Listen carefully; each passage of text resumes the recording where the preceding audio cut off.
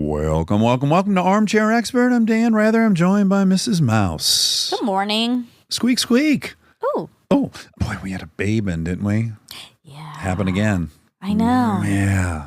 These guys are coming through here and they're making parts of your garments explode. They're blowing their way through my pants, one after another. Oh, well, today's babe is Chris Paul. Chris Paul, what a baller. He's a 10-time NBA All-Star and 2-time Olympic Gold Medalist. Oh, my God. We didn't even talk about the Olympics with him. We did not. There was so much other stuff, but you're right. And we love the Olympics. Oh, it's our first love. This proves something Easter egg. We have another Olympic athlete on soon. But we remember that time. Yeah. And we said, we've had a few Olympians on, but when it's basketball, we don't we don't count it. But he said that was the case in the Olympics. The basketball team does not stay in Olympic Village. No, they're at the 4 seasons. Yeah, the 5 seasons. Okay, well, Chris is here to talk about a beautiful book he wrote called 61 Life Lessons from Papa on and Off the Court. This was such a fun conversation because he and I both love our papas so much. I love mine too. And you love your papa, and Wobby Wob loves his. We all love our papas. So check out his book, 61, and enjoy Chris Paul. He's an armchair expert. He's an armchair expert. He's an armchair expert. Oh, God damn it. Should I go upstairs and put my shoes on?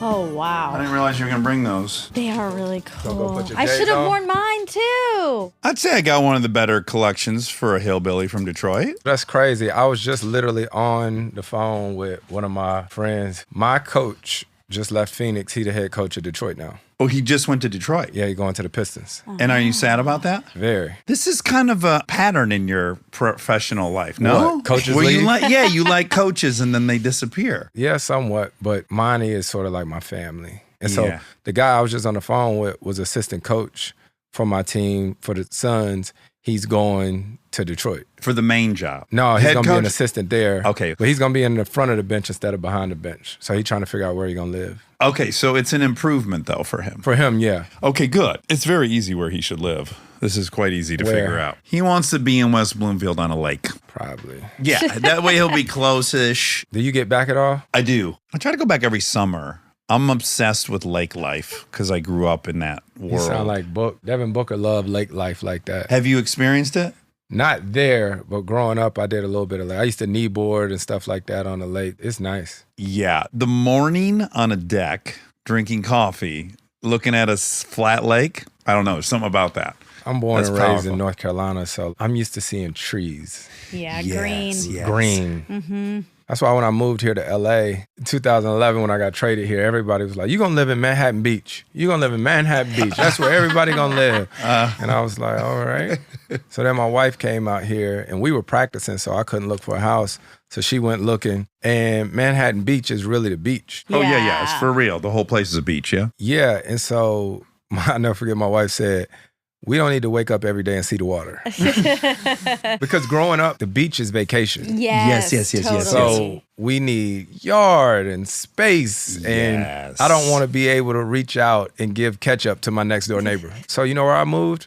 I moved to Calabasas. Oh, okay. Because I could get a lot more space. Yes. You know what I mean? So I had a yard. I had all of this stuff because you get a lot more bang for your buck. And I'm sure you do the thing I do, which is even though I think my childhood was extremely flawed and violent, some bad stuff, I weirdly want the same childhood for my kids. So it's weird to me that my kids can't go out on a bicycle and go Boom. ride, right? Man, listen, that's why I went to Calabasas. So when I was in Calabasas, I would come home, and I mean, this is also my professional life. Because you think about it, you guys know LA, so you know where Calabasas is, right? Yeah. Yeah. For the audience who doesn't live in LA, Calabasas is off the beaten path. It's north of the city and it spreads out. It gets rural. It's nice. You can Right. get some space up there. So when I played for the Clippers, we practiced off of Centinela. So you know that's out towards the airport. Like Culver City-ish? Yes, Okay. but towards the airport. You know what I Yeah. mean? So I literally commuted every single day for practice, going to and from. But when I used to get home from practice, I would come home and see my son on the basketball court with 8 other kids being kids. So what I was trying to get was my childhood. Yeah. Because a lot of times out here, you can live somewhere and you don't know your neighbors. Yeah. Or just, I'm sure when you were a kid, you left and you were supposed to be home by dark. Yep. You had to check in some places, but for the most part, you were kind of on your own. And I want my kids to have that kind of independent spirit of like, I handle my stuff. I'll go here. You can go down the street. You can go do manage this. your time, figure it out. Oh shit, the street lights are on. Okay, it's time. We got to pedal fast. No, that's real. Yeah. So Winston-Salem, I know very little about, but I have an emotional calling for the Blue Ridge Mountains, for Asheville. I fucking love Asheville. That's the mountains. Oh my God, is it beautiful there? You've been over there, I'm sure, a bunch. Asheville, yeah. I used to have basketball tournaments there when I was growing up and all that. But North Carolina is just... It might be the best secret in the country. I was there last week. We had this big event down in Cary, North Carolina, like right around Raleigh. And just when I got home, because that's forever still going to be home, North Carolina, just the smell. The smell. Yeah, the smell. It gets you intoxicated, doesn't it, when you first get there? My kids were looking at their devices, right, as we were riding to the hotel. And I said, turn it off. Look out the window. In fact, roll the window down and smell. Just look at all the green, right? Look at all the trees. There's something magic about green, isn't there? If you grew up with it? If you grew up with it. And I'll say this is balance, right? It's what we all talk about. I think what we all try to find, because I definitely grew up with all the different seasons. I remember scraping the ice off the windshield, right? Or waking up in the morning before school and going outside to crank the car up and then going in the house to get dressed. I don't miss that. We had a similar sitch in high school, you and I. I don't think it was caused by the same thing, but it was so cold in Detroit. We had this week spell where it was like negative 23 or so every morning when I woke up to go to high school. And I went out to get in my car and I pulled the driver's side door handle and I just heard clink. I'm like, what? It just jiggled. I'm like, oh, fuck. We'll go around to the passenger side, tug that one more gentle. Clink. I'm like, ah! I had to crawl in through the hatchback. It was a Mustang. I had to put the key, open the hatchback and crawl through to get into my car. But you had you had a busted driver's side door? Yeah, so my senior year in high school, I had a Honda. Accord? Yep, a Honda Accord. My mom had a Honda. Mine was just a little older. And so the driver door wouldn't open. And back then, it wasn't just like you had the money to go get it fixed. You just had to endure it for a little while. Yeah. You get creative. There's 3 other doors. That's crazy you just mentioned that because say the school was up here. Seniors got a chance to park closer to the school. The tennis Senior courts, parking lot. Exactly. The tennis courts and all that was way down here. And this is where the underclassmen parked. But because my driver door didn't work, I couldn't get out the door. I would park way down here. Yeah, you cannot be seen doing Look that. around, jump over to the other side or jump to the back seat just to get out of my car. Yeah, and when you get to the passenger seat, maybe you just take 1 second, like, oh yeah, in case someone sees, like, I was in this seat. I was back here anyway. Yeah, I've been in this seat for hours. So this door handle thing's not the only similarity. Obviously, we're both great athletes. I think that's clear. Now, the love of my life is my Papa Bob. That's crazy. I mean, it's so funny. You even describe him in the book as your superhero. I did the eulogy, and I was like, I knew Superman. I met him. I was raised by him. Papa Bob. I just got goosebumps. Monica, too, has a really special grandparent relationship. They're so special, those relationships, aren't they? It's so important. In my life, when I did have kids and as I've gotten older, I realized my relationships that are very meaningful and the people that I look up to are usually people that have kids. You know what I mean? Yeah. Because it's always a constant conversation of trying to figure out how can I learn this or take this little tidbit from them and being a better dad or being present. It's been really cool to watch my kids with my parents. Yeah, how's that going? I'm going to throw mine under the bus. But. Oh, listen here. I didn't think my dad liked me growing up.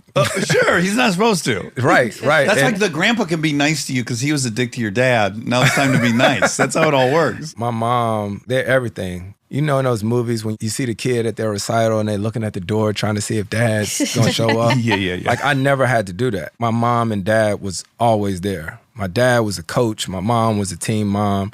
And it's crazy because I grew up in a middle-class family where my parents worked. Both of them had jobs. And it's crazy to think about how my dad managed to do everything. Yeah. Yeah, now that you're in the sitch. Yeah. He was at work so early. He would work overtime. He coached our football teams, basketball teams. He had 40 seconds to himself in the week. Dead serious. And that's why, like, when I watch my dad now and I be like, Dad, what you doing? He like, I'm going to play golf. I be like, man, go ahead. You earned it. He spent his whole 401k on me and my brother playing travel basketball. But to see, a couple of years ago, my son was on our court at home, like shooting basketball, shooting. He just kept missing. He kept missing. And my mom was sitting over there and she was like, you go, boy, you go. And I looked at her like, woman, if you don't shut up. And I looked at her like that because I was like, what is wrong with you? If that was me, you would have been, boy, make something. Do this. Yeah. Where's your follow through? Yeah. What are you doing? Where's your mind right now? And so I really had a real conversation with my parents. I said, listen, don't make them think they better than what they are. Right. But that is the job of a grandparent. It is, because here's It's the my thing. job to tell them, don't do true. it. No, Chris, you get it. They already did that. They already had to make the painful decisions and give you the bad news to keep you on the straight and narrow. They did it. Now it's time to spoil. To celebrate mediocrity, to tell them they're going to be a star when they're not. This is their turn. I ain't with it. They earned it. I'm not with No, it. it's your job. You got to tell them. But to see my dad, right? Because like I said, I'm not as present as I would like to because I am working and I am traveling. My son had an AAU tournament that was in Portland. How old are your kids? My son is 14 and my daughter's 10. Oh, wow, 14. Crazy. That's you in the thick of it. Crazy. Real dreams, real life. Yeah. You know what I mean? He's Like, got an identity. girls, Yeah. life. Yeah. What's going on? Trying to figure out who he is. And so we learn so much from our parents. I try to have the hardest conversations possible with my kids so that they know that it's okay to talk to me. Yeah. I interrupted you, though. There was a tournament. Basketball, yeah. Oh, yeah. So my wife, rock star, she does an amazing job with our kids. But there's some weekends where my daughter will have soccer or something and my son has something. So my son had a tournament in Portland. Guess who takes him? My parents. They were so excited to take him. And my dad just called me after one of the games and was like, he's doing okay. He just got to do this, and do that. But the joy that my parents get on their face when they come to see the kids is nothing like it. Yeah. It's crazy with my son and my daughter because I'm very hard on my son because my dad was the same way with me. And my grandmother, my Papa Chili's wife, she died when I was 8 years old. And I never forget being at her funeral and my mom and everybody was distraught. My granddad put his arm around me and he was like, don't cry, be strong for your mom and your aunt. I just always felt like my granddad was lonely. So I used to just always try to be with him, all the time. And the relationship that my dad has with my son and with my daughter, I see it and I know how important it is because when my parents would give me butt whoopings, like I grew up getting a butt whooping. Sure, of course. Yeah. I don't want social services to go grab my parents and nothing like that, but Statute of limitations. Exactly. yeah. But like my dad, that relationship with him and my kid, I can see it in his eyes sometimes when I look at him. And if not for my grandfather, I wouldn't appreciate it like that. Because when my parents got on me, I would call my papa. I'd be like, Papa, they such and such, mean to me. such and such. And he taught me a lot. Yeah. Crazy similarities, too. So my Papa Bob worked for, I want to say, 30 years at Wonder Bread Bakery. And he carried 50-pound bags of flour. So he just had these fucking bowling ball biceps, you know? And I would just marvel at how strong this old man was. And I was listening to your description of Papa Chili, the fact that he had been a mechanic for all these years. The hands, he just gave up on even trying to make them clean. Like those were the hands. They look like they just got dipped in an oil pan. I just started thinking of the integrity that's implicit in a man who really works with his body, sacrifices his body. Yep. What that teaches you without even anything having to be said, there's so much integrity in it. In the way you would describe Papa Chili, how he would move through the town and how everyone wanted to talk to him and how that stuff's just detectable. It's palpable. Like this man works hard. This man has values. Those things, I think they're so essential to observe. Yeah, I totally get what you're saying. And I think it's so dope for me to hear the story of you and your grandfather because a lot of times we live and we think that we're the only one who has these experiences. And sometimes you can't appreciate it until you're older because when my grandfather got murdered, that's when it really hit me. So let's do the full story from just how involved you were in his life. So your grandfather, it is at least believed, probably the first Black-owned service station in North Carolina. Right. What's so crazy about it is nowadays when we think of ownership, right, we think of everybody else doing the work. Right. Right. You know? Yeah. Just like Top Dog and everyone else is serving the owner. Right. Like they work there, such and such. Who's the owner? You know what I mean? Yeah. Right. Yeah. But at this point in my life, all I knew is my granddad owned the service station. Yeah, it was called Chevron. I didn't know the CEO of Chevron and all that. I knew the owner of this Chevron was my granddad. Jones Chevron. Jones Chevron. You know, you call, you answer the phone, Jones Chevron. Every day my granddad worked. And then you worked. Yes. You and your brother CJ. 2 years older. He's my business manager and everything. And so all of that stuff still sticks with me now with my kids. When they want something, I look at my wife, you know, that's the hard part is trying to figure out, okay, who's going to be good cop, bad cop. I'm always bad cop, but I don't mind it. I don't mind it, but it's always trying to battle with too much or whatnot. Like, oh, you want some shoes? All right, you need to work for it. Right. You know, it's just a total different life than I grew up with. And so it's this balance of trying to make sure that your kids are appreciative, grateful for what they have and what they see, but also make them work for some of these things. Yeah, and you know, you're aware of it. The amount of luck it takes for someone to land in your life that exemplifies all that stuff. The fact that you had this model of how to have status the right way, by being dependable, by being a good friend, by hosting other people. The fact that he had this crew that hung out at the station, right? That he was an elder in some sense. For you to have observed someone that had status, there's a roadmap to it. It's like, it's hard work, it's having integrity. So many of us don't get that. That's a rarity to be lucky enough to land in a situation where you can observe that for years. In writing the book, all of that stuff was becoming more and more easy for me to tell. Sometimes you're just in it and you're experiencing things and not realizing how it's impacting you.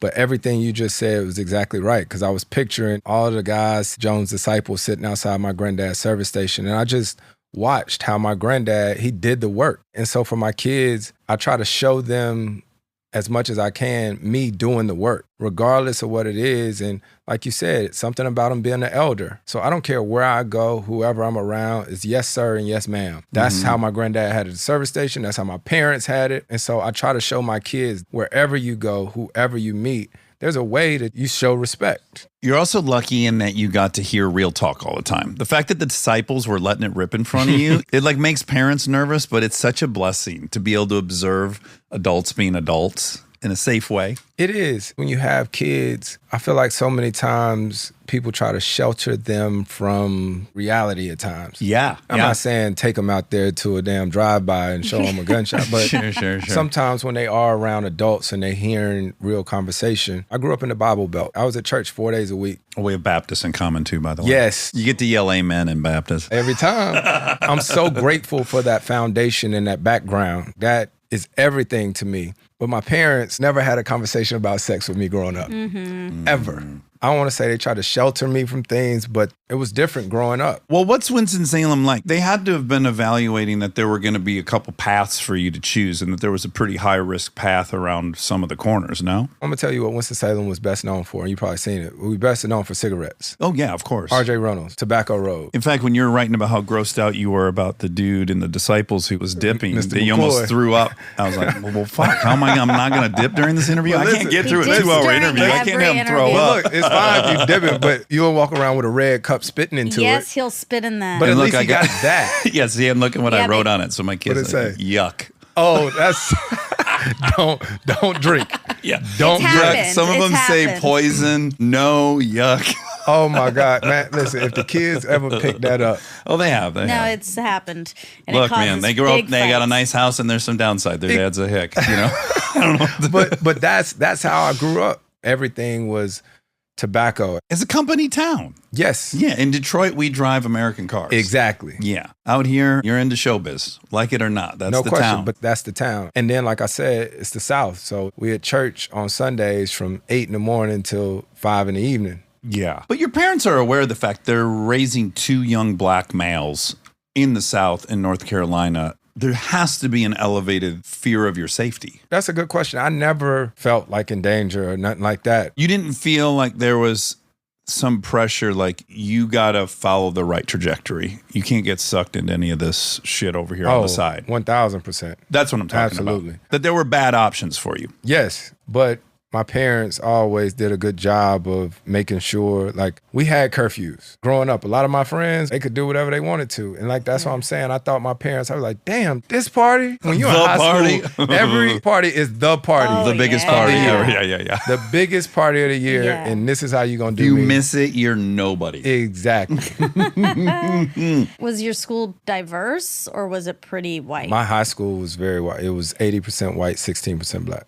But you were going there specifically. No, I got it from your book because you were saying that half of your family had gone to the black school. Yep. And then the other half was going to the school you play. We lived right here in Louisville, like on the outside. So my high school was right close to my house. And East Salem was... East Winston-Salem is where my granddad's service station was. Okay. But it was cool in writing a book because I was asking a lot of questions, even to my parents. I was like, Dad, why did you set up shop way over here outside of town? And my dad, he had told me that somebody had came by the service station and was talking about his car and was like, Charles, what you doing? If you can have them type of wheels on your little Toyota, then you can do a down payment for a house. Right? That's when my dad said he went right outside of town and tried to find a house. And the house that I lived in my entire childhood, through my first couple years in the NBA, that's the house that my dad found. Well, they wouldn't even allow you or your brother to buy them a new house, right? No, initially they wouldn't. They weren't having And it. then the first time that I got my parents a new house, guess what? It was 3 minutes away from the house I grew up in. 3 minutes Italy away. breadcrumbs to 3 get 'em minutes over from literally, our house was on the corner. If you make a left, Play one pop song. if that. Yeah, maybe and then not you make even a get right, through it. the house is right there. They love And they it. did go into that eventually? Oh yeah. Because you butted under the smoke screen of this is my house, yeah? Like, Right. Oh, I'm going to buy a house down the street. Right. You got to trick them. I built a house maybe 5 minutes away from them. And then I told my parents a few years ago, I was like, listen, I don't come home as often as I would like to. I need y'all to move into this house. To keep and an they eye on wanted it to for fight me. it. Oh, man. And I said, no. Yeah. You're doing it. Yeah. Move. U-Haul will be there in 14 minutes. Exactly. Yeah. Exactly. So my parents still live at home. That's wonderful. Okay, now back to Grandpa. So you and your brother used to go and work there. You would pump gas. You would change oil. Rotate tires, all of that. Hopefully do an inspection, North Carolina vehicle inspection, Yep. because there was an extra 60 cents on the table. Yeah. Yeah, it was 1940. 1940. They give you a $20 bill. Me and my brother used that 60 cents to go get a snack or Oh, Great That makes me Welch's. happy that people weren't so cheap. They tried to get that 60 cents We back. needed that. So you're working there. You're obviously as close as you can be to your grandpa. And then he's robbed and assaulted. Yeah, so anytime like I wanted shoes, right? Like I wanted Jordans, Of right? It's so course. crazy to be with brand Jordan now. Yeah, Boy, yeah. don't Full even get me circle. started because if I wanted some shoes or something, my granddad, because he used to walk around with that wad of money in his front pocket. My granddad used to pull out a knot of money, right? Yeah. Just kept it in his front pocket. So when I got to the NBA, I wanted the same. Of course. Right? I wanted a fat wad of money, but if I wanted something, my granddad would be like, come work at the service station for a week. And so that's how we would do it. He'd make us work for it. Same, Papa Bob. I wanted skis. He's like, all right, you mow my grass all summer. You're going to have skis. Got to work for it. Yeah. I appreciate it. So same with my kids. I tried to do as much. How's that going? thing- It's not going well for Oh me. my God. Don't get me started. You got, We need to you have got Apple Pay now. You got all of that. You got to Venmo these fuckers. You got to Venmo these fuckers. Yeah. Pick that shit up. I'll Venmo you. Trying to figure out how to normalize. I know. Being wealthy, it's fucking weird. It's a trip. weird. I can't really fully wrap. I'm like, my kids have a swimming pool. I knew one kid with a swimming pool growing up. Like, who had a swimming pool? So I hate to digress, but I love these conversations because when I moved to LA, when I got traded to the Clippers, I told my wife when she was like, what you want me to look for with a house? I said, get any house, just make sure it got a pool. Yes. Yeah, of course. Right? Because Yeah, yeah. I played 6 years in the NBA living in a condo in New Orleans. Well, the One River Oh, One River Place. place. Yeah. You yeah. and Reggie. Yep. That was So the condo. Your condo is okay. You Yeah. probably had a pool there. But that was everybody's pool. Yeah, not an individual pool. That was everybody's pool. Yeah, that's a piss pool. And even the house that I had, 366 Riverwood, the first house that I got when I got into the NBA, it didn't have a pool. Yeah. So I literally told my wife, I don't care what house you find, just make sure it got a pool. Because I want to be able to come home after practice. Well, you made it if you got a pool. Yeah. Come on. You're exactly right. My thing was an extra fridge. People who I knew growing up had an extra fridge. Like they were rich. That is so funny. Like they 'Cause got I definitely they got got a an whole extra other fridge. fridge That is funny. with drinks. I'm I like, I like need that. an extra fridge. I with like drinks. that. Yeah, 'cause you know then what? you're loaded. You know what? Every time I done had a house now, we have an extra fridge. Yeah, you got to. You got to. Like you can tell who's white trash. It's like what they spend money on. Like I want a bunch of fridges around. My family still live here and I live in Arizona. So my house that I have in Arizona, right out there in the garage, we got an extra refrigerator. Oh, don't it feel good? You open that up and it's just like I couldn't get through all these drinks in a month. Well, guess what? When you think somebody done took the last water out the refrigerator or something, or they done took the last Corona or something like that out, but you like, it's more in the fridge That's out right. there. In They the don't know that. garage, I got the fridge bat garage. fridge out in the garage. That's funny. Okay, back to Grandpa. What happened? Yeah, so November 14th, 2002, my brother was in college. He had drove back home. All my family, my friends, teammates, all in my high school gym. And I signed my letter of intent to go to Wake Forest. And my granddad actually took off work. Well, said he was leaving for a little while, which he never did. There's like a video of it, and you see me. And right afterwards, my granddad took a Wake Forest hat off, and he gave it to me. And that's the hat that I put on. Oh. And so we took pictures and all this, and my brother got in the car, drove back to school. That night, Wake Forest had an exhibition game. And it's still crazy to this day. I don't understand, because my parents used to go just about everywhere with me.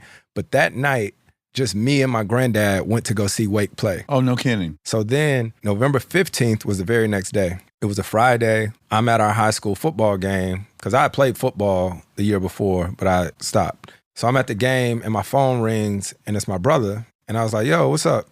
And he was like, what you doing? I was like, I'm at the game. He was like, okay. He was like, I'm on my way back. And my brother's school was like 3.5, 4 hours away. And he was just there the day He was just there the day before. Yeah. He didn't ever drive down and come back. Yeah, that's crazy. So I was like, what you mean you on your way back? He was like, Mama said Papa's sick. So I'm in the student section and I start to walk down the bleachers to the parking lot. Cause I was like, what you mean Papa's sick? We just talked to him this morning and I was with him last night. So as I'm getting close to my car, I see one of my older cousins. Open up the passenger door. Oh yeah, right. Getting out the back. I see one of my older cousins sort of walking towards me because his kids went to my school. I could see a look on his face and I said, Jeff, what's wrong? He said, they killed him. And I said, what? He was like, your papa, they killed him. Oof. And so it's crazy. I was in my closet last night trying to grab some shoes to wear today, and I looked up, and the Jordans that I had on, I got them in my closet. It was the Jordan 18s, the copper and the snakeskin on the back. Mm-hmm.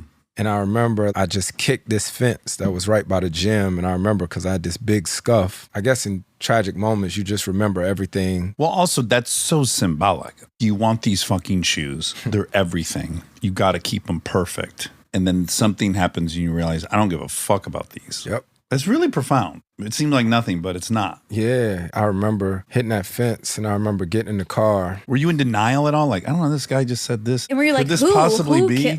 There's so many questions. So many questions. And then I have anxiety issues still to this day. I definitely know that situation is part of it. Oh, yeah. Right? Because that was the first time I really, really dealt with tragedy. When my grandmother died from lung cancer, we actually had time to prepare. This took us about 20 minutes to get over by my granddad's house. It's one of those situations you don't know how you're going to react until you're in it. So on the way, I remember taking my shirt off just because I was getting hot, rolling the window down because so many questions. And it was like a movie. As soon as we turned on the street, it was probably 10 houses down. But I immediately jumped out the car because as soon as we turned on the street, it was night at this time, and you just see all the like lights from the cop cars, right? Still there. And all the people in the neighborhood, seriously, like a movie, like everybody behind the yellow tape. And I run down the street with no shirt on. You're starting to look like one of the suspects now. It's crazy. It's crazy. Running around with your shirt off. Especially as I'm running, and I think it might have been my uncle who stopped me because one of my uncles was a police officer. And I just remember I looked over and I could see the tarp pulled over a body. Outside. It's also vivid because my aunt, my mom's sister, I just remember her yelling at everybody, standing around the yellow tape. She was like, you nosy motherfuckers know everything else that go on around here. You mean to tell me y'all don't know who did this? And I just remember all my family, everybody crying and distraught. It was tough. And that's what I'm saying. In the process of writing this book, there were conversations that me and my family had never had. I bet. I gotta see when my parents come out here again, but we was all talking about this one night when I was talking about the book. And we were saying, where did we go from here? When did you come in? Yeah. When did you find out? So my brother, on his whole ride down, my mom had never told him that my granddad was dead. Exactly. So this is all stuff that I'm just finding out 20 years later. What did you find out in the aftermath? Oh, man. In the aftermath, we found out that it was 5 teenagers that had tied him up. So the trial happened when I was in college, and my parents didn't let me go to any of it. Because it was in Winston-Salem. I was at Wake Forest, and they were trying to say that they wouldn't get a fair trial if I was in there, and they said that they weren't going to get one anyway just because of my name and all this stuff. Yeah. It was tough because my mom and my Aunt Rhonda used to talk to my granddad all day, every day. They would always be on the phone. This is a story that I always believe. He had got home from work, and he had took his groceries inside. And he was on the phone with my Aunt Rhonda, one of them, and he said, like, let me call you back after I go outside and check the mail. And when he walked out and checked the mail, supposedly somebody unscrewed his light from when he drives in the carport and jumped on him, tied him up, beat him over the head. Oof. 5 kids. Yeah. And he died from the beating or whatnot made his heart stop. Yeah. They were trying to steal money? So it's crazy. You have to see the street that my granddad lives on. There's actually cars that go by and stuff. What's so crazy is that when they got my grandfather's body, the money was still there. That wad of money was still there, but his wallet was gone. So what led them to knowing who it was and how to find him was they went to the mall and used the cards. Oh, man, that's so heartbreaking. It is. Yeah. Stay tuned for more Armchair Expert, if you dare.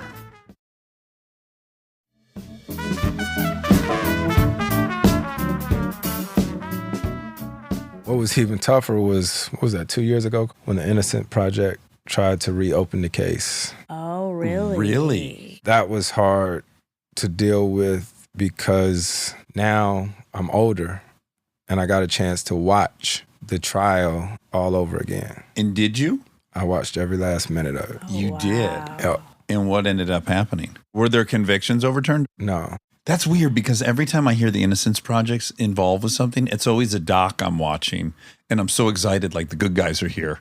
They're going to set free this wrongly convicted person. That's always my only experience with that is like DNA finding out, no, they put another, it's always a black dude, put him in jail for something he didn't do, and then they get exonerated. So my whole association is like, that's Positive. a good thing. And you know what? It's tough because I watch those things hoping, wishing for the same thing. And then when you're in that situation, it's tough. It's definitely a weird feeling. That's life, right? It's like you just keep ending up on the other side of these things. You're like, oh God, I guess it's way more complicated. And even maybe on your best, most generous day, you can maybe even have the thought 5 teenagers that are in that situation, they probably don't have a Papa Chili. I've said so many different things about the situation and that it's like a mind fuck. You know what I mean? Excuse my language when you start thinking about it. Because I always say, like, at that age, I don't think anybody should have to spend the rest of their life behind bars or whatnot, especially if you're remorseful and you trying to make something better of yourself in that situation, because the world has changed so much since then.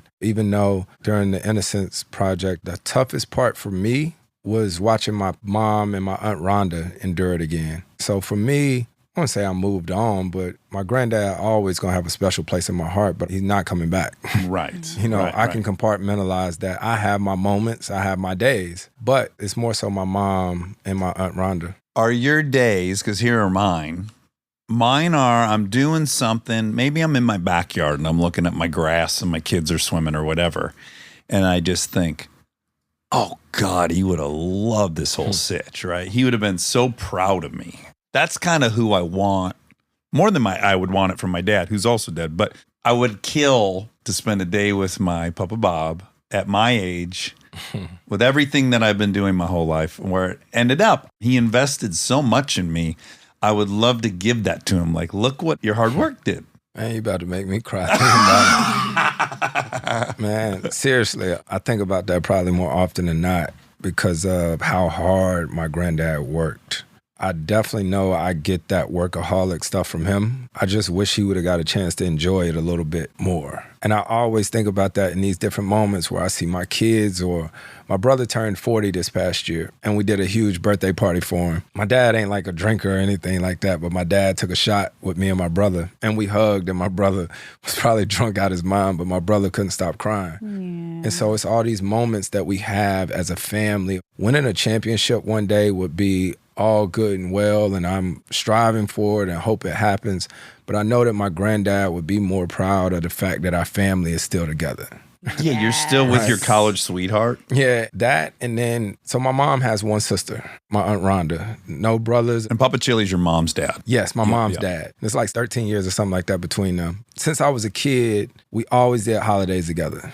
Christmas Eve, my Aunt Rhonda would come down from Charlotte with her family and they would stay at our house. So my little cousin, Takoya and AJ, her kids, they live out here in LA now. We just always together.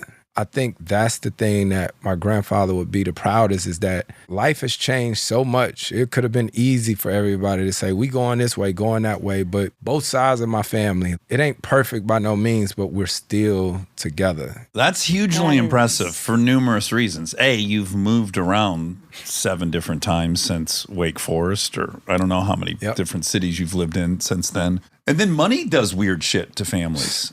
It's hard. Yes. I mean, no one's going to feel bad for either of us, nor should they. But it's a very weird dynamic to drop into a situation, especially if it's a modest one, if you come from a modest background. And then all of a sudden one of y'all's got a ton. There's a lot of complicated dynamics there. So to stay together and stay committed is actually, I think, worth noting. It takes effort. It gets more complicated. I don't think it gets less complicated. No question. You would think, oh, great, now I can take care of everyone. That was my fantasy since I was a little kid. I'm going to take care of everyone. Wait, why do these people resent me for taking care of them? Listen, when you're a kid and you're growing up, especially when you come from humble beginnings, everything that you're trying to do or strive for is to make things easier for everybody else. Yeah. Right? And you're not wrong for that. My parents did amazing by me. And sometimes it was my choice, but sometimes dinner would be potato chips and ketchup. I was cool with it too, though. You know what I'm saying? Or I had peanut butter and jelly for dinner and stuff. Yeah. And as you're growing up, you're like, man, I want my kids to have this. And what you start to realize is that sometimes you can hinder someone like that. I've had conversations with my team, right? And everybody who works around me. So over the years, I've built up a team. Think about how busy you are and stuff like that on the course of a day. So I'm grateful for it. I know I got to do this. I got to do this. Somebody's going to be like, I'm going to get you food. But they know it was one point where I was like, I'm getting my own shit. Yeah. You know, I was like, I'm going to Target today. I need such and such. I'm going to get it myself. And it's not a malicious thing or whatnot, but sometimes you can provide so much for your kids or your family and trying to help and take care of everybody that you you can them. rob them of their purpose, weirdly. You never feel like that's what you're doing, but what makes your Papa Chili worthy of a book? You could have written 1,000 different books. You could write a book about your career. You could write a book about numerous things. Why does he get a book? He gets a book because he worked his ass off and he showed up for people. And you can't buy that for somebody. I can't give that to somebody. I can't give someone Papa Chili's integrity. That's what you want to do. You want to give someone that, but that doesn't get given. It gets earned, and it's tricky. Damn, you're so right. I tell that to my kids and whatever they do. I don't care if you're the best. I really don't. And I mean that. As hard as I am and as competitive as I am, I tell them, I don't care if you're the best, but I want you to just work the hardest. I want you to really go after what you want if you say you want that. Because, you know that saying, how you do anything is how you do everything. I believe that. If you show me a guy who on the basketball court who ain't big as a minute, that's just out there running around, diving on the floor, chasing or whatever, I'll be like, you know what? If this basketball thing don't work out for you, I would love for you to work for me on my team. Right. Yeah. I would love for you to work for me because you're just scrappy. You're a go-getter. Yeah, that's right. Also, the thing with the money that I think is tricky is when you buy everyone around you stuff, it doesn't earn you respect. It can earn you a power position, but it doesn't come with respect. And I think that it's a weird flaw in the system where if someone's buying you all this stuff, you feel like you may not be able to say anything to them back. And that's an unequal relationship. No one wants that with their family. Yes, that's where it fucks up the dynamic is, let's just say you bought me a house. I've been meaning to tell you I think you're not spending enough time with your kid. But then you buy me a house. I'm like, I'm probably not going to bring that thing up about the kid. I'm just going to smile and take the house. Now the whole situation is fucked up between you and me. Because the relationship was built on like honesty and respect. Yeah. Well, right. Oh, you got opinions about how much time I spend with my kids from the house I bought you, and you make that opinion in the house I bought you. And that's a human reaction too. Of like, I just bought you a house. How can you talk to me like this? So it gets complicated. You know what? Quick. You're exactly right, and I think that's where you almost have to evaluate yourself too. Right, exactly. To see what that relationship is like. You know, on the other someone side of it. smarter than me, older than me, and has been through this longer than me, but still a white trash kid from Reseda who became an entertainment lawyer, most successful one ever, right? And he said, look, you're on a tricky path. I've been on it for a while. The key is you can't rob people of having reciprocal relationships. Relationships have to be reciprocated. So you might give somebody something, but you have to really put in the time and attention to make sure you're making them available to give you something. It's not going to be money, but it's going to be some other thing they give you. That's so crazy you say that, because it's just like that friend or somebody that you have that you talk to and like really divulge yourself into them, and you appreciate telling them about what's going on in your life. You can be vulnerable to them. Exactly. You got to them. be vulnerable to them, but you have to explain to them, just because I'm telling you all these things that's going on in my life doesn't mean that I'm telling you that if you absolutely need something, not to tell me. You get what I'm saying? Yeah. Like, respect the relationship that I'm confiding in you in this, and I'm telling you this about such and such with this money situation. But if you needed something, don't say, well, because you was telling me about all them issues, I ain't gonna tell you about mine. Like, my water heating bill. There's a lot of value in other things that you can't put a dollar amount on. 1,000%. If I can call you and tell you what I'm going through and how I feel, that's priceless, invaluable. yeah. You know, 1,000%. I might have helped you with this situation and gave you $1,500, but you being available for me to call and tell you that might have been worth $5,000. So maybe I owe you more. Yeah. So that's where people got to be able to understand the dynamics on both sides of their relationship. And it's on you to call out. I see you. Thanks Yes. for the service you give me. Yes. And I'm delighted to help you. Absolutely. Yeah. It's tricky, though. It is. It's a tricky situation. Money really makes shit crazy. Everyone wants it, but it really complicates stuff. Quick, when you were just talking about calling a friend, I meant to ask you, sorry to pause this. Oh, you're fine. That's hard for me to call someone. I feel comfortable in the provider role, in the alpha role, in the don't worry about me role. Yep. I'm invincible. That's very hard for me.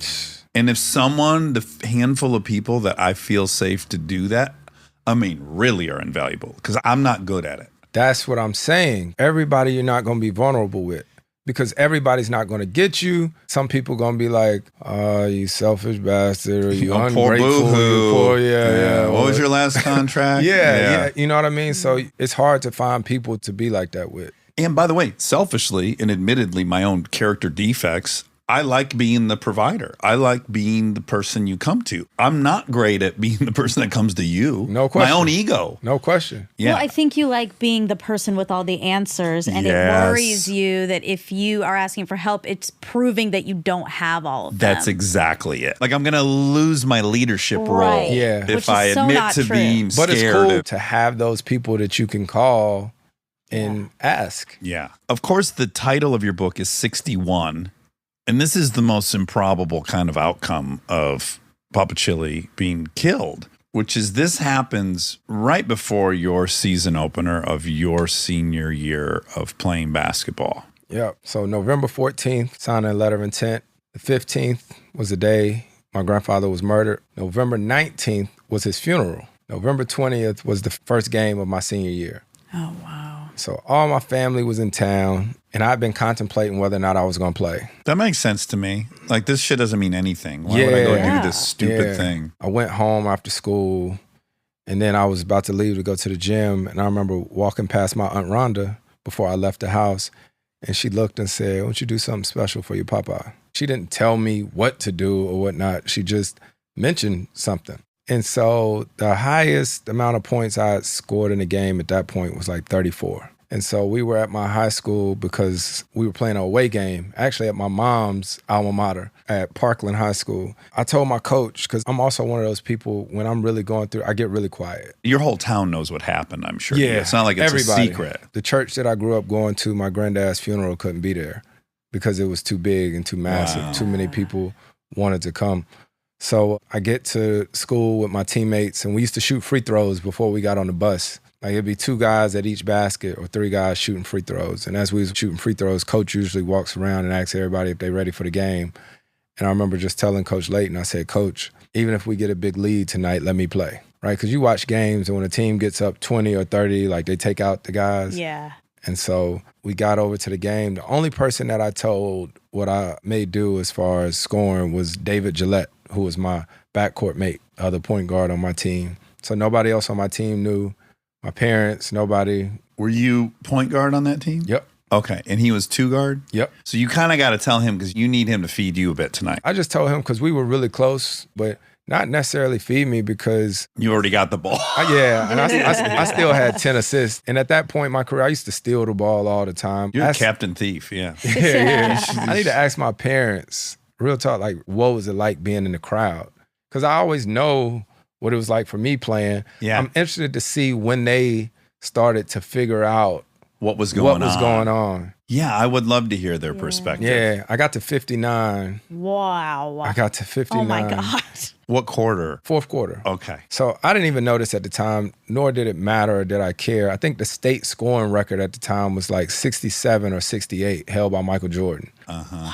And so I got to 59, and I'm coming up the left side of the court. And I remember I crossed over to the middle of the court. Then I sort of did an in and out and got to the right elbow, and I shot a floater, and I got fouled, and the shot went in. So that was 61. Might have been like 3-4 minutes in the game. And I remember literally laying there like, I cannot believe that I just did this. And so I get up and I walk to the free throw line because I had 59, I scored and won. Yeah, you know, you can't make this shot. Exactly. I got 61. Yeah, I'm fuck not trying to get Jordan's record. 62. Right. Yeah. And so I literally walked to the free throw line. They throw it to me, and I just threw the ball out of bounds. And I walked right off to the sideline. My dad was assistant coach, as if he wasn't doing enough working and stuff, but he was assistant coach. And I just remember walking off the court and falling into his arms and crying. Man. Yeah. Fuck, what a moment Yeah. of life. It's Wow. impossible. It's like a movie. I still got that basketball. You do. I still got it. It's in a trophy case in my parents' house. 61 points for 61 years. Yeah. Oh, man, is that special. Yeah. So that's been a special number to me for the longest. Have you ever had that as a number? No, 61 ain't gonna look right. I don't know. CP3, CP61, no. But what I will tell you, so I had 13 shoes made by Brand Jordan over the years, and every last one of my shoes, you can find a Chevron logo. Oh, Like hidden on the shoe. Every shoe there's a Chevron he's logo. everything. Oh, everything. I mean, I got Chevron logos tatted on me right here. my Oh, God. come on now. Yeah. So we have a thing called Club 61. We do it every summer, and we bring 5 kids from every NBA city that I've played in, and it teaches kids leadership. And so 61 is a big number to us in everything that we do. So the kids come out here to LA, and we teach them financial literacy. We teach them about social activism. Step 1, Cartier watch. Step 2, Escalade with spinners. Step 3, Heck no. I happened to watch this. Chris got asked, like, your worst financial decisions you've made Oh, man. and your best. Boy, And those were on the list. Well, yeah. You got to do But it. you know how that 61 comes full circle? So my dad, October, he'll be 63. So I thought about the year that he turned 61. It was really emotional for me. Well, you realize how young your grandpa was. Exactly. Yeah. Exactly. Because My- he was an old ass man to you, right? Same, What? He's a Same with me. grandpa. Yeah. What? Yeah. My dad, 100 years my old. dad at this age will still go out in the backyard and shoot basketball with Yeah. my son and all Yeah. that. And so that's when it really hit me. Oh, Chris, that- I'm getting to the fucking age where I realize, I think Papa Bob was my age when I was playing there. Like, oh, yeah. I'm like grandpa age. it's crazy to think about it, ain't it? Yes. That's the stuff that when you get older, it starts to hit you, especially like even with my mom. I know there's so many different people in the world who got unbelievable stories, but knowing that my mom lost her mom and her dad at such an early age to me, you know, I couldn't imagine. I'm 38 and I got my mom and my dad. And she didn't have her mom at that point. When your grandpa died, how old was your mom? She was probably around 31. So you did some mild shit at the Chevron station. You changed some oil and stuff. Yeah. Has it occurred to you to have as a hobby to do some mechanical stuff? You know what? My dad is still crazy about cars. I should hang with him. Yes. Yeah, I'm obsessed. Absolutely. It's crazy because my teammate, Devin Booker, he's Michigan, all that stuff. He like from Grand Rapids or whatnot, and he has every old school that you could imagine. Yeah. And I look at those cars totally different. When I see his old schools, I'll be like, man, I almost want to put it up on the lift. And Yeah. yeah, because I was just around cars all day, every day. I was telling a story earlier. Me and my wife went to go turn in a car the other day that had been messing up like crazy. And the only way they would do a buyback or something is if me and her both came to the dealership. And so That's convenient for them. That's a Exactly. very weird policy. It's customary that we have his whole team come down to the dealership. everybody got to come down here. And so we sitting in there and this guy comes in there and I hear him over there talking to a sales rep and he says, hey, I got to get an oil change. So I was just wondering, how long is my car going to be here? Because if it's not too long, I'm going to stay. And if it is, I'm going to just get an Uber and go home. You can see all the cars inside, which is so cool for me. And I'm thinking about how long you about to say about his oil change. He was like, it's going to be a while. And I'm thinking to myself, it don't take that long. Just throw the car on the lift, put it up, put the big tall funnel under it, unscrew it. So when you unscrew it, you got to unscrew it. And then you got to pull your hand quick because the oil going to be hot. It's going to come out. And it's going to drain. And then we used to go, depending on what kind of car you had, it was going to tell what kind of oil we put in it. And depending on the size of your car, is it going to be 5 bottles or is it going to be 6 bottles? I'm in there and I'm And you're just like, I know all reminiscing on all of this stuff, Yeah. you know, and that was... Hey, I don't know what they're going to tell you, but I can have your car out of here in 40 minutes. Exactly. But I have such an appreciation for it when I see craftsmen or anything like teaching their kids, right? Things that you think so dangerous. But I remember I would walk out there with my granddad at the full service part. He'd smack the car and be like, pop the hood. And to feel under there and figure out how you're going to lift it up or whatnot, depending on what car, if I didn't feel it there, okay, I know it's on the side or I know it's here. And since I was 7 years old, I was doing all these different type things. Yeah. I'm suggesting maybe you pick it up in your leisure time. Yeah, You might connect to something. I need to. I don't know. It was so hot during them summers, man. Well, I'd be remiss if I didn't just call out a couple of amazing things from your basketball career. You don't have to. I feel We like have I want to. We have listeners. I want to hear it. I just want to say some things that were pretty impressive. Set the freshman record at Wake Forest for 3-point percentage, free throws, assists, and steals. You punched a dude in the groin. That Yes. excites me. You got a little vip and vigor. What happened there? It's crazy to say that. So let's just go ahead and talk about it. Let's talk about it. So it's a dude named Julius Hodge. It's the weirdest thing ever, probably because it's something that obviously anybody in the ACC knows about because I got suspended for a game. Right. It was a bit of news. It was a lot of news. As you've heard me talk about my family and how my family show up to everything, they always at everything that I do. That's the one game in my whole college career that nobody in my family was at. Whoa. No kidding. Oh, that's one game that's in deep. my whole college That is career. crazy. That's deep. That my What's your whole family opinion? was Because out. I got one immediately. I'm gonna tell you. So we're playing at NC State. Somebody's on the free throw line shooting, and if you know college sports, people cruel. People will say whatever to you about any and everything. So some students in the front row that start chanting, "I killed your grandfather." You know? What? Oh my. I can't imagine that this random thing Just- I picked out of a hat No, ties no. into this. No, Holy but I'm gonna shit. tell you. So I'm very emotional, and so during a free throw, like I'm on the court, and I look over at one of my assistant coaches, Jeff Battle, and I like got tears in my eyes, and I'm like really mad, really frustrated. Me and Julius Hodge been getting into it. He had tried to elbow me before that. He just missed. I didn't miss. I didn't miss. It's crazy because you see it, whatever. I did it, own up to it. When it happened, his family or people tried to come on the court and was like talking to like me they're and gonna stuff. jump you.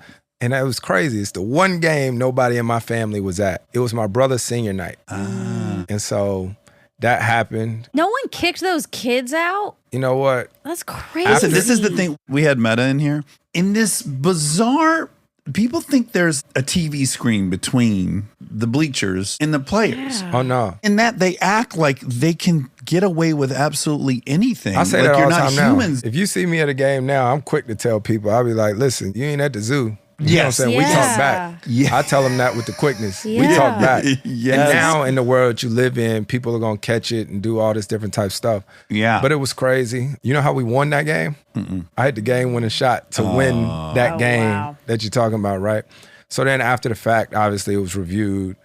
Crazy what happens. We actually have to play NC State the first game of the ACC tournament. I'm suspended. Oh. We lose the game. So you paid the price. For sure. But at the same time, Facebook had started around then. Fast forward after that year, I go to the NBA. Me and my brother living in DC, and I get like a Facebook email from a few students apologizing No way. for saying what they said. But listen, I did it. Yeah. I absolutely did it. And it is what it is. Here's my question. So it cannot be a coincidence your family wasn't there. So my question is, do you think it's either they weren't there, which just made you off? They're supposed to be there. They're always there. Like you're just a Always. little off. Something's missing. Is it that? Is it what they're saying about your grandpa, which totally makes sense? Or is it they're not here to see me do this? I don't think I'm that smart. You know what I mean? Yeah. I It wasn't think I like was no a one's hothead. looking. I'm going to let it rip. Let me ask you this. Do you think you would have punched him if your family was there? Yes. Okay. So then it's not the third option. No. You were being provoked. That's why somebody be like, oh, would you take it back? Absolutely not. Yeah. All right. Well, we're not going to talk about basketball then because you just made it very clear. In fact, I'm friends with a Formula One driver. And he said, well, my favorite thing about you is you never asked me about racing. And I was like, okay, noted. And anytime we have like a basketball player in here and we don't talk about basketball, they're so happy. And I get it because you've been talking about basketball for 20 years straight. Oh, man. I do want to say we did have Blake Griffin. What a dude. I love that guy. He could have been in comedy or something. I'm going to be very honest with you. Me and Blake played together for 6 years. Some of those years, it wasn't the best of our relationship. Okay. Seriously. Because you're both stars? It was a lot different point in our lives, age, all this different type stuff. But I like to laugh. And so that's what made our team so fun when we played together is all we did was joke all day, every day. So we got like an inside joke about a particular movie or whatnot. And I was sitting at home and I was watching it with my son, and I seen this clip that me and Blake had laughed about for years, but we hadn't really talked or communicated in a while. And I literally like videoed it and sent it to him. Yeah. Just because sometimes you grow and you learn and you yeah, be like, yeah. man, all that shit ain't worth it. And so when we played against Boston, we talked and just realized how much you reflect and you miss these different types of relationships. Yeah. But Blake is one of the funniest people you will ever meet Yeah. in your life. And he loves comedy. He be doing like stand-up comedy Yeah, he does and all stuff that. with Ben. Yeah. But when he was here, we talked about the kind of insane experience of playing through the Donald Sterling unraveling. Yeah, what Blake say? Well, he said a lot. He said he had the experience where he first went to the team and he got kind of paraded around by Donald like he had just bought him Yeah. and had people touch him and stuff. When I got traded to the Clippers, it was even different from Blake because Blake was the number one pick, came into the team, and it was a huge deal, but they didn't really win like that, right? So then I get traded to the team. And oh man, that's crazy. I wish they was here so we could sort of talk about it together. But Sterling had an event over at the Beverly Hills Hotel. That's the pink one. Yep, right? yep, on Right. Sunset. Yep. And it was after practice one day. Mind you, I'm new to LA. I've been in Oklahoma for 2 years and New Orleans for 4 years. So I was like, what is this? And so you show up, it's like a red carpet, and we ain't even played a game yet. We walk into the ballroom, and it's all these tables and people there, and it's probably sort of what Blake talked about a little bit too. But there's a head table, and me, Blake, DJ, probably a couple other teammates, and Vinny Del Negro, we sit up there in the front.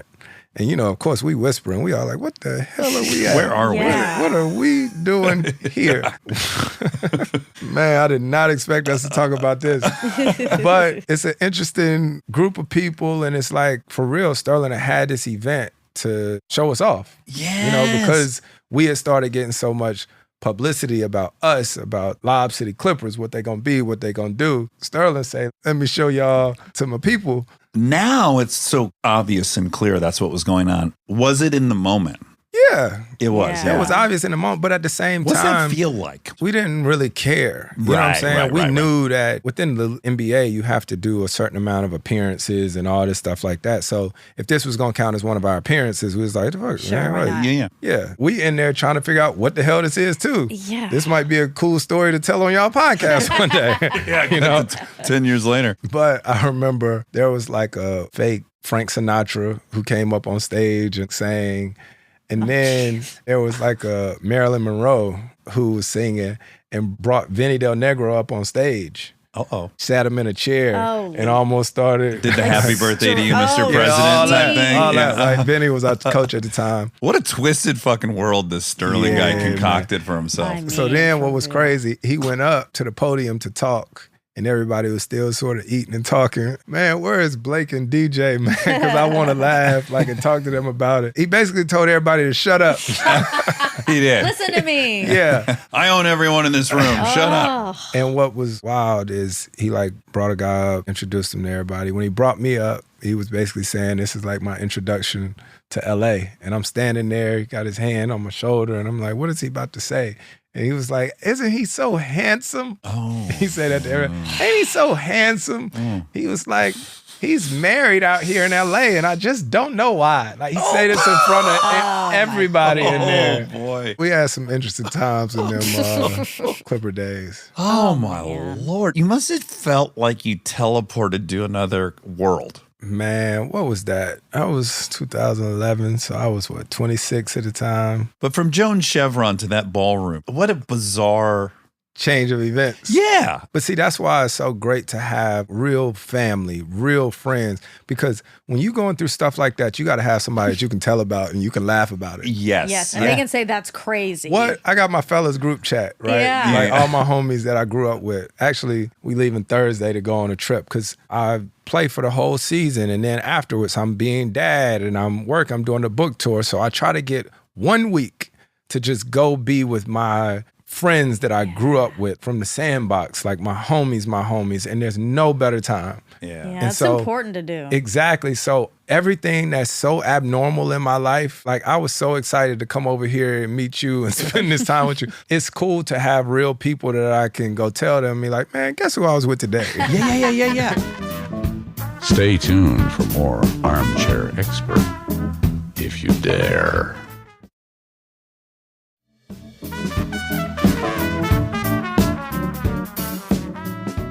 Chris, I have this thing where my childhood best friend, Aaron Weekly, since 11, I got sober 19 years ago. He did not. So for 15 of those years, he was still going deep into the hole. And we stayed close, but we're on much different paths. Right. He's hammered all the time, doing blow. I wasn't. He got sober 3.5 years ago, and we got back in business, right? So now we go everywhere together, and I can almost only enjoy all this if I'm with him. Last year, I have to do this speaking engagement in Orlando, and I'm like, let's go to the Four Seasons, man. And we go to the Four Seasons, and we're like eating on the rooftop thing, and we're watching the fireworks at Disney World. And I'm like, oh yeah, I hit the jackpot. Like Right. I can see it because us two poor kids aren't supposed to be at the Four Seasons. And look, we're here together. And now I can experience it. Yes. I think I came here and I was around other people and I was trying to act like I already been here or trying to act like nothing was a big deal. I don't want to expose myself as not belonging here. For the last, 3.5 years where Aaron and I have been back together, traveling around and experiencing all, like, it's almost the first time where I'm like, oh yeah, man, this is incredible. This is how it's supposed to feel. Yes, this is unbelievable. It helps me digest the whole thing. Man, listen, my boys, I love them to death. They the ones who really keep me grounded when it's all bad. Because even on your greatest days, the biggest achievements, those are the ones who's going to tell you ain't shit. Yeah, You know what I mean? And so for years, I've been like, yo, fellas, where y'all want to go? They ain't have passports. Yes. I used to be like, yo, y'all want to go to Greece? Y'all want to go to there? They ain't got passports. So we've been to Vegas, I don't know how many times. So I'll be like, yo, fellas, where y'all want to go? Anywhere in the world. They'd be like, Vegas. Right?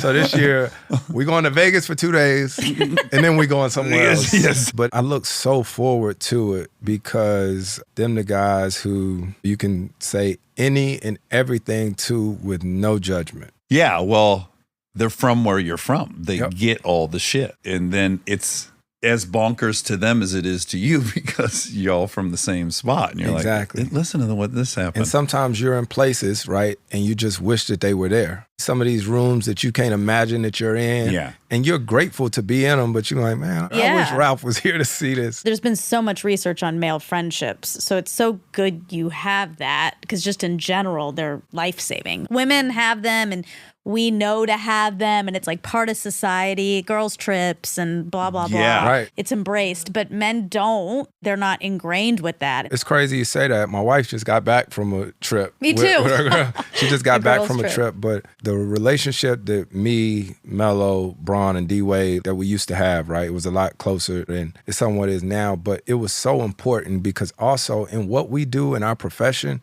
everything that you see on social media or on national TV is versus. Oh, yeah, of It's course. it puts you against. Yes. And you Yeah. don't think about how that plays into your psyche, which is why everybody is never doing things together. Well, even I don't know what the Blake stress was, but I can definitely imagine I'm #1 draft pick. This is my franchise. I'm not winning. This dude rolls in. All of a sudden we're winning. I'm 20, whatever he was. That's complicated. Absolutely complicated. Yes. And sometimes, like you said, it takes time to really appreciate that. But there's always so much putting us against each other Yeah. that Yeah. guys forget, look, man, you can win and I can win too. You know what I mean? Yeah. Yeah, Like, it's there's room okay for for us to both. spend time together because also then you got the different talking heads who be like, I can't stand it. These guys are buddy. I can't stand it. You know what I mean? Yeah. Where there's still life that you have to live. Yeah. Yeah. Well, the book was written with Michael Wilbon. Am I saying that right? Wilbon. Who also wrote 2 books with Charles Barkley. Yep. Have you hung out with Charles? Not in a while. Okay. Not in a while. Not since I was younger. I've had the pleasure of bumping into him over the years. Yeah. Guy might be having the best time of any human I've ever seen. Well, he or Shaq. Shaq seems to be having the best time on Both planet of Earth. Did you see the doc, by the way, of Shaq? You got to watch it, especially in reference to this book, 61. I think it's powerful as hell. Oh, I definitely check it out. It's What's on it HBO. There's like a 4-parter. And sure, it's about his basketball career, but it's really about Sargent, his stepdad, Yep. and his real dad, and his journey to ultimately reconnecting with his real dad. It's a beautiful, incredible need to check story. that out. It's so good.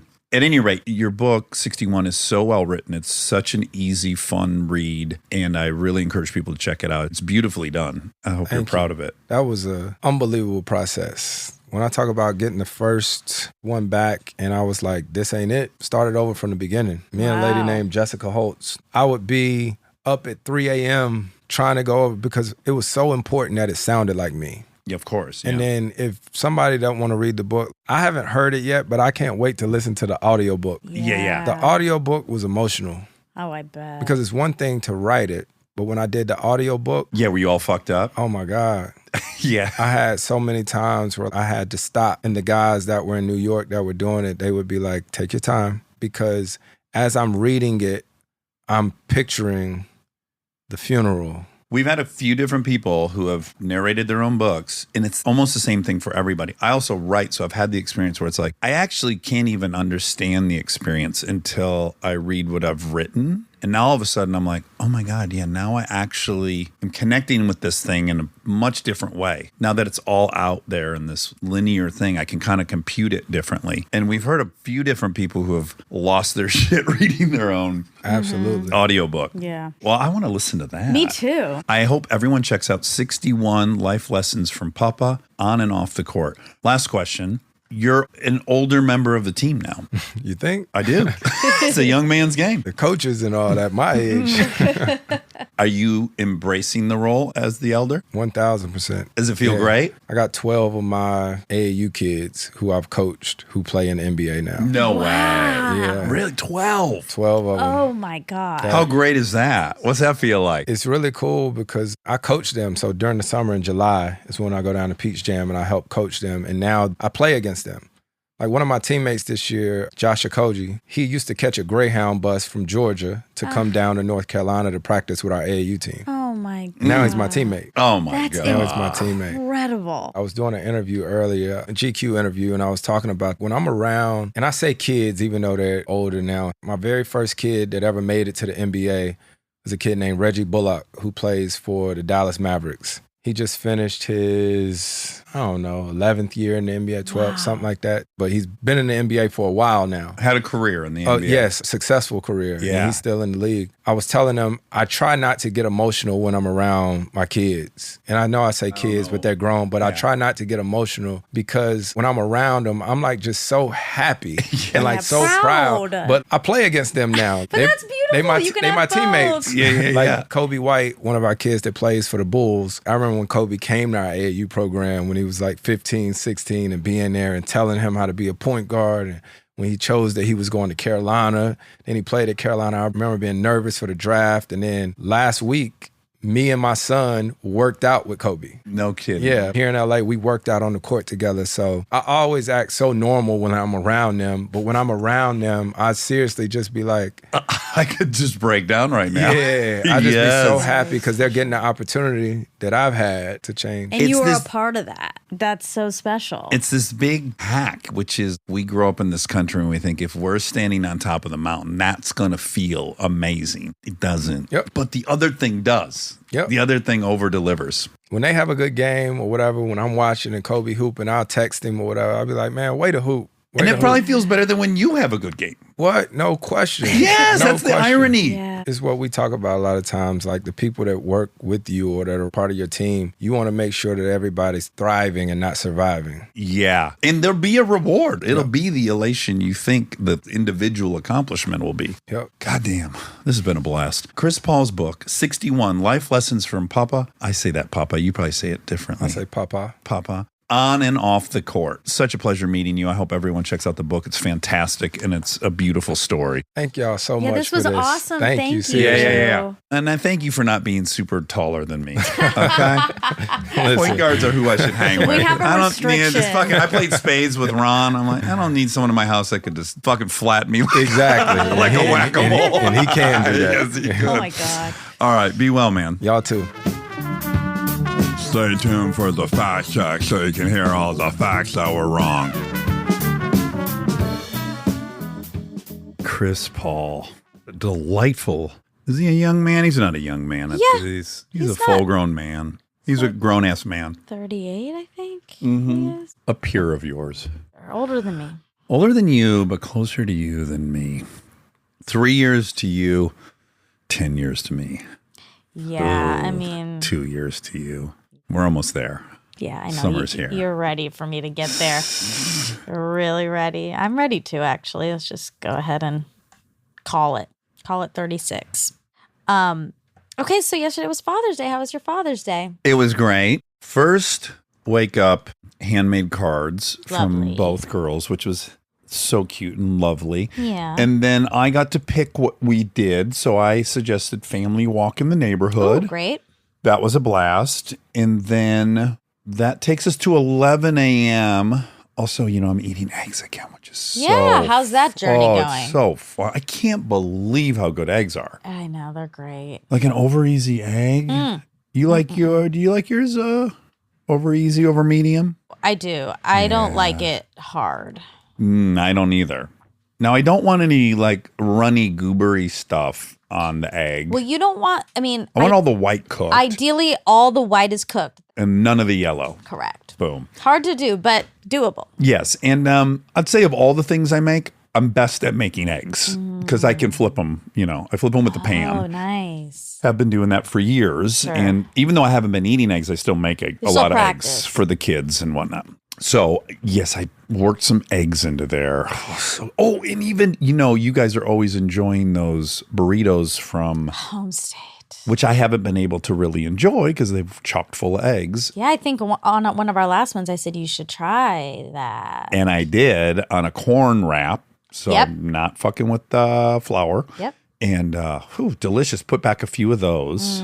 So good. Then the race, Formula One, Canada. Such a good race. Yes. Really fun. Then straight to the go-kart track with the other dads Yeah. for a dad's go-kart session, which Super was incredibly fun, of course. In fact, I don't know if this is an age thing. Maybe you can answer this for me if you have it. There are many things in life I enjoy so much, but yet I don't want to do them. So after the race ended, I was like, well, we've scheduled going to the go-kart track. I don't really want to go down there and blah, blah. And I have all these hurdles, so I don't know if I want to do that. And then the second I walk in there, I'm excited. Eric felt the same way, which made me think, it's just as you get older, you're less inclined to do your hobbies. But then when I'm doing them, I love them. Yeah. So I don't know. Do you have that at all? Yeah, I think it's just the effort of getting to a place and logistics and driving there. And I feel like that with movie theater because I love the movie theater. But planning to go to the movies is like, oh, I'm going to see a movie at 3. I don't really feel like putting that on the schedule. And what if I want to do something else instead? And Parking. Parking Can exactly. be a whole event in LA. It can be Getting into your often. seat can be an event. Well, sure, you could be like that lady and fall down and break your vagina. Oh my God. Yeah. Yeah. Fingers So- crossed. No. To be so Because lucky. she had a labiectomy or whatever. I bet she could. Did we ask her if there was any lawsuit? Oh, we didn't ask. I bet, not that I would recommend it because I, in general, don't like suing, yeah. but I bet you could win that case. If your whole vagina got ripped off, I guess, but would she have sued the guy or the movie theater? I think the movie theater for having such a sharp, like, you shouldn't be able to fall in the crack. Yeah, there should be a barrier. or something. Probably. Now, granted, you can't think of everything, you know? You can't. No, you don't know how people are going to use your products. She's going to be rewarded by the universe for not suing. Yeah, probably. Maybe she has, because of the labiectomy and all the stuff, she never stops orgasming. Oh my God. I hope for her that's the case. Yeah. That does make me think of, there used to be this great show on HBO called Taxi Cab Confessions. Mm-hmm. You remember it at all? Vaguely, yeah. I remember that. Yeah. Well, you know what's really weird is Todd Phillips was a driver of one of those cabs. Yeah. Oh, that's weird. And he was really good. He could get people talking. I think they did it in New York and then they did it in Vegas. And there was a couple in a cab in Vegas. And I don't know how this came up, but she told the cab driver that she got a breast job while she was still nursing or something. Whatever the case was, somehow the breast job made it that she... Still lactating? Yes, still. I remember that. Do you remember That's that? the Yes. only episode I remember No of that. way. Yes, and show. she pulls her boob out in the cab and starts spraying milk around. And it'd been years And you since can she see stopped it because breast. it's HBO? Yes, yeah. Whoa. It's just so funny you remember that, but of course, how could Yeah. you forget that? Yeah, so that she's seems memorable. permanently making milk. Her conclusion, I don't know medically if that's sound, but yeah, pretty exciting though to always have a source of fresh How milk. could you always, though, if that doesn't make sense? I know it doesn't. Somehow, her theory, I can only tell you her Yeah. theory. Somehow, once those were in there, they stimulated the same area that the baby would keep stimulating or something. But, whoa, okay, that's Wow. weird. It's really exciting. Probably not that great though, because then you've got to like. Oh, if you're a woman, like that's a worst case scenario. She probably has to pump and. And like wear pads and stuff so that the milk isn't leaking out your shirt all the time. yeah. It's not great. I don't They think. seemed pretty into it, though. Yeah, she seemed happy. Maybe about they it. were newly.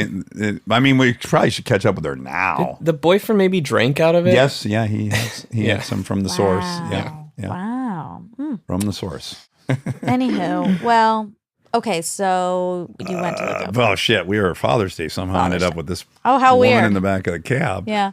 It all makes sense because the reason you're a father is because a baby did suck from the teat. That's true. That's true. And then after the race, came home, and then we had such an insane day today. I did 3, you and I did 2. I had to spend the whole evening doing research for today, so Right. that's how the day ended. How was your weekend? My weekend was fine. You saw some violence out in the street. I did. Yeah, I did. I didn't like it. There was just a road rage incident that I saw. I wasn't involved, but I was disturbed by it.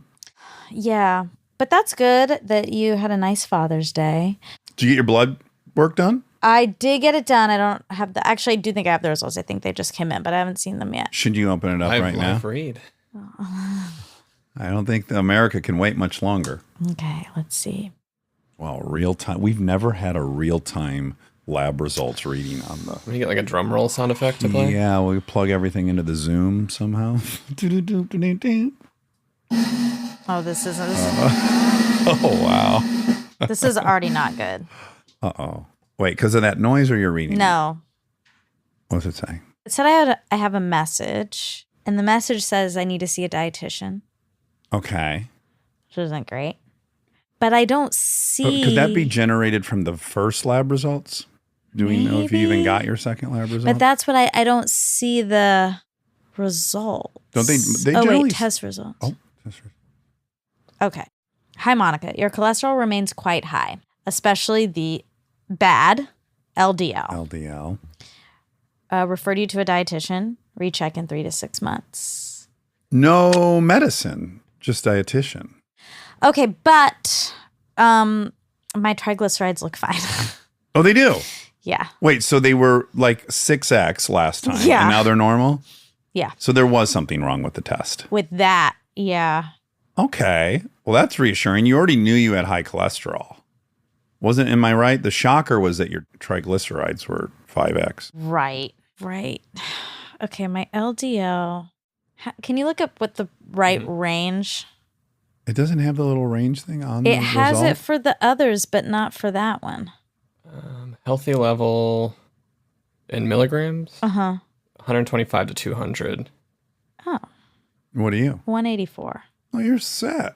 And my HDL's... Or wait. Oh. LDL, that's total cholesterol. LDL, less than 100 milligrams. Okay, Less I'm than- 184. Okay.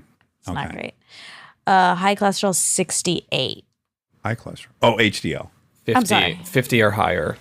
50 or higher. So that's good. Yeah. Okay. My overall cholesterol is 274. It should be less than 200. Right. But LDL. and the triglycerides. Yeah, that's a That was relief, the- 'cause that was one that was heart sending me over attack. the moon. Yeah. That's heart attack at any moment. Okay. Well, that was scary, but I'm glad we did it. Yeah, it's good. And then you're going to take some red yeast, and you'll Maybe I knock should you'll knock that definitely right down. do that. Yeah. The ratio, it says it should be less than 5 is 4. That's not bad, or that's fine. Great. Yeah. I guess I'm not going to get on Ozempic after all. Thank God. But wow, Were you okay. looking forward to it, Ozempic? Yeah. Yeah. The cure-all. Well, as this Aaron is says. good because I am about to see my parents, and I was a little nervous to tell them. That almost better not to tell them. Right, but if I had 600 triglyceride, I think I would feel the need to say bye to them. Yeah, wrap things up. Now I No, don't. You don't need to do that. So that's When do you leave for London? Wednesday night. Wednesday night, red eye. Yep. Oh, fun. But not even red eye. You get out like 8 p.m. or something? No, I leave at like 5:30 and I land at 12. p.m. Yeah, Wow. I know. Good flight. It is. It's a long guy. Anyway, wow. Okay, well that's That's great. That's we it. cleared up the triglycerides. 600. It's a big win. I dropped 500 points. Because what the new number was 100? The new 100 something, yeah. triglycerides? But less than what it needed to be. Right. And so the test was fucked up. Or I And a worked bunch of other people really also hard. had a... No, because you maintained your same lifestyle, as I recall. No, remember I was drinking smoothies and eating egg whites? Oh, yeah, but okay. I guess the drinking you decided... Oh, yeah, but the kept- drinking I maintained. kept the same, yeah. Yeah, so I guess that means I can keep drinking. Yeah, duh. Yeah. Yeah, Yeah. we're doctors.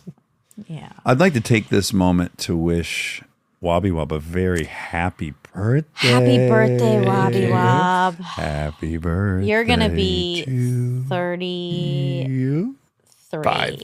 35. 35. 30. You're only 1 year younger than me. Thank God. Oh. 35. How's that feel?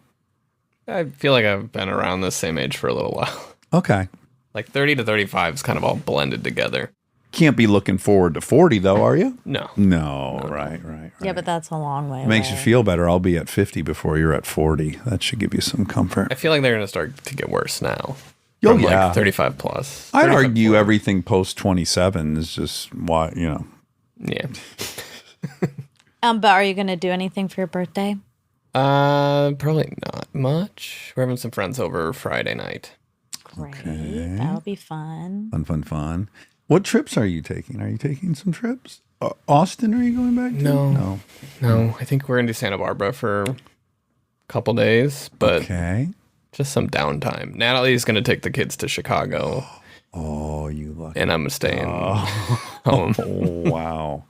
Well, Wow. she wanted me to go with, but that's some of our only downtime. So it's like, Right. I don't know if I want to fill it with You got to recharge. home travel.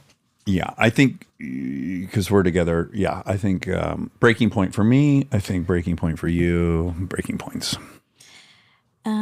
Great. Okay, so Chris was lovely, and really glad we got to chat with him. It was nice to finally have one of these NBA players that didn't tower over me. That was nice. Look more eye to eye. Okay, it was mainly about his story, so not really any facts except one. We joked that the statute of limitations was up when he was saying something negative about his parents. So then I wanted to look up what is the statute of limitations on child abuse. Oh, great. Okay, in California, generally speaking, any legal action for an injury to a minor in California, either physical or mental, is told until the child's 18th birthday. Is what that says. Now, another thing, Keene Law Firm says the time limit is generally 2 years from the date of the occurrence when the child was injured. Okay. So that could carry into your being 19. Right. Now, what is the statute of limitations for child abuse by mylawquestions.com? In federal cases, according to U.S. Code 18, Section 3283, the statute of limitations is for as long as the victim is alive or for 10 years after the event, whichever is longer. Well, what could be longer than as long as you're alive? They don't need to just make it that. Well, unless it happens and then 2 years later you're dead. Maybe after that, someone could sue on their behalf. Still, I got Yeah. you. In absentia, you could press charges, I guess. Right. So, yeah, Well, I hope that makes you think twice about abusing your child. I do too. I hope that will deter a couple people. And you're getting ready to go on a trip too? Yes. Bus trip to Idaho. Is the bus already? Nope. Nothing's ready. I leave tomorrow morning for Sacramento for 2 days, then get home, and then I guess either that night or if I have time tonight, will be the packing of the bus. What are you doing in Sacramento? Track day. How fun. A guest of Kawasaki. They're releasing a new thing. They have the greatest track in California, and it'll be a bunch of journalists and me. That'll be fun. It's going to be fun. Great. My only anxiety is about how I bring my leather suit, my helmet, my boots, my gloves, my Nomex all in a carry-on, and I don't think that's going to be possible. Oh. I'm going to have to check, I think. I think you can still have a carry-on plus a bag. Because like a backpack. purse plus Yeah. a thing. But you could take a big backpack Big-ish or that'll bag. fit in That bag, that blue bag is big. I'll take that one. I'm going You to can take that tomorrow. blue bag. Yeah, helmet will big. fit in there. I mean, definitely the helmet. What is it? It's this Rothy's. Shout out Rothy's. It is a really good travel bag. Wow. I wonder if my suit's so fucking cumbersome. That's the problem. It's my whole body, basically. It doesn't get much smaller when you fold it. I might try. No, you can't go to Europe. You're You're Also, gonna need there's it no to bring point. stuff back. Right, so that's what. So then I'll buy one there, You could do that. and then But there, you don't pay any penalty when you check internationally because you have to wait to go through custom immigration That anyways. is true. So by the time you come out, your bag's always ready. So That's true. It's more about getting lost, but if it's a direct flight, why would it get lost? yeah, So it's probably fine. Can you Oh, I see. can you wear your helmet on the plane? I should do that. I should wear. Pretend like it's like a COVID Well, mask. hat. No, it crossed my mind. I mean, there's no way I could because it's so uncomfortable, but it crossed my mind to just wear my motorcycle outfit. Oh. And then, because I could fit my helmet, if I put my motorcycle outfit on my motorcycle boots, I could get my normal clothes in the bag Oh my with a God. helmet. But I can't be out in the airport full riding leathers. I mean, also, don't you think TSA would be concerned? Like, what's this guy prepared to do on this flight? Yeah. Jump out? Maybe you'll have a TSA story to add Almost to certainly Armchair will have Anonymous. yeah. No one will recognize you if you got the helmet on. I think everyone will recognize you. Everyone will stare and Well, then my figure leathers out it's you. are my signature bullseye, so they're white with a big red and blue bullseye on it. As is my helmet has a bullseye. Yeah, it's kind of nice. You have like every time I am on my walk and a motorcycle drives by, Yeah. I always think it's you. Uh-huh. I don't know if it is or it isn't. Same. but- I see a blue AMG, and here comes Monty. Oh, okay. That's what I wondered. Is there anything like that? Well, the worst was I used to do it when you drove the Prius. And it Oh, was they're like everywhere. every fourth car. I was like, oh, this is going to be Monica. Because we're in our neighborhood. So it's like, Yeah. it's always my first thought. Speaking of, I haven't seen very many white Teslas in a while. Oh, They have they're fallen off the gone. map. Oh, interesting. So I guess they're not following us anymore. Well, that should be good news. Unless Maybe they were linked to the triglycerides. They both just Maybe. vanished. Or, yeah, that's a positive way of looking at it. Yeah. We'll choose that. We'll choose that. Well, that's really all. Okay. Well, I hope you have the greatest trip to England. Thanks. Yeah. hope I you suppose have I'll a good hear trip. about it while you're there. Yeah, we'll have to check in. We'll have to Yes. do Oh a my little God, that's package. another thing I got to pack. I could I see know. myself leaving without Same. that. Yeah. Yeah, it'll be fun, and I hope you have so much fun. We'll see each other on the road, All right. On the road. I'll see you on down the road. down yonder. Okay. Love you. Love you.